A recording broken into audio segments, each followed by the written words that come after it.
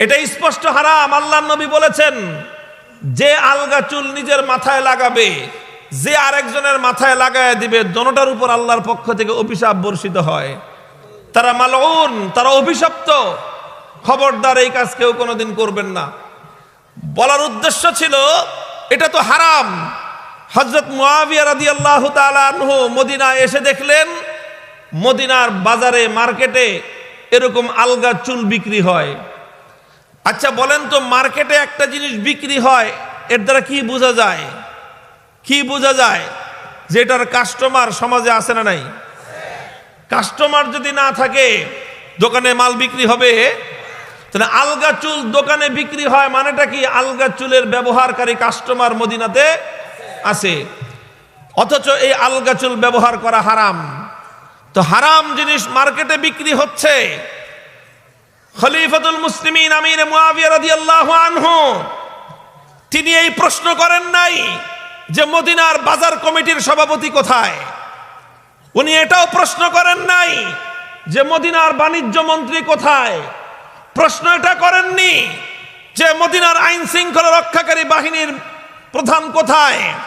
প্রশ্ন করেননি মদিনার গভর্নর কোথায়, মদিনার ওয়ালি কোথায়। সর্বপ্রথম তার প্রশ্ন ছিল আইনা উলামাউকুম, হে মদিনার আলেমরা তোমরা কোথায়? কেন তিনি আলেমদেরকে জিজ্ঞাসা ডেকেছেন? এই বর্ণনা সহিহ বুখারী শরীফ সহ সমস্ত হাদিসের কিতাবগুলোর মধ্যে বর্ণিত হয়েছে। ব্যাখ্যাকারগণ লিখেছেন, মুআবিয়া রাদিয়াল্লাহু আনহু বিমাহজারিম মিনাস সাহাবা, শত শত সাহাবায়ে কেরামের উপস্থিতিতে আইনা উলামাউকুম, আলেমদেরকে জবাবদিহিতার কাঠ গড়ায় দাঁড় করিয়ে তাদের কাছ থেকে জানতে চান, বলুন আপনারা জীবিত থাকতে মদিনার বাজারে হারাম পণ্য কেন বিক্রি হবে? মদিনার বাজারে হারাম পণ্য বিক্রি হয়, অথচ উলামায়ে কেরাম মদিনা শহরে আছেন। কিয়ামতের দিন আল্লাহর কাছে আপনাদেরকে এর জন্য জবাব দিতে হবে। মুহতারাম হাজিরিন, ব্যাপারটা অনেক জটিল, বুঝবার বিষয়। এই সমাজে যত অপরাধ সংগঠিত হয়, প্রত্যেকটা অপরাধের জন্য আল্লাহর কাছে আর কারো জবাব দিতে হোক বা না হোক, আলেমদেরকে জবাব দিতে হবে।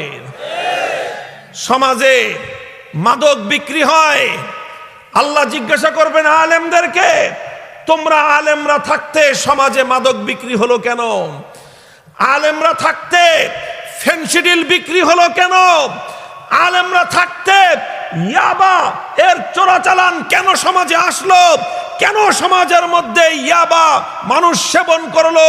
মানুষ কেন মাদক সেবন করলো? আলেমরা থাকতে সমাজে কেন জুয়ার আড্ডা বসলো? আলেমরা থাকতে সমাজে কেন মদের আসর জমলো? আলেমরা থাকতে কেন সমাজের মধ্যে অশ্লীল নৃত্য আর গানের আড্ডা বসলো? আলেমরা থাকতে কেন সমাজের মধ্যে ক্ষুধাদ্রোহিতা হলো? আলেমরা থাকতে কেন সমাজে রাস্তার মোড়ে মোড়ে ইসলাম বিরোধী, তাওহীদ এবং একাত্মবাদ বিরোধী শিরকি সংস্কৃতি প্রতিষ্ঠিত হলো? আলেমরা থাকতে কেন আল্লাহর জমিনে আল্লাহর দ্বীনের বিধান লঙ্ঘিত হলো? আর কাউকে জবাব দিতে হোক বা না হোক, কিয়ামতের দিন আলেমদেরকে জবাব দিতে হবে।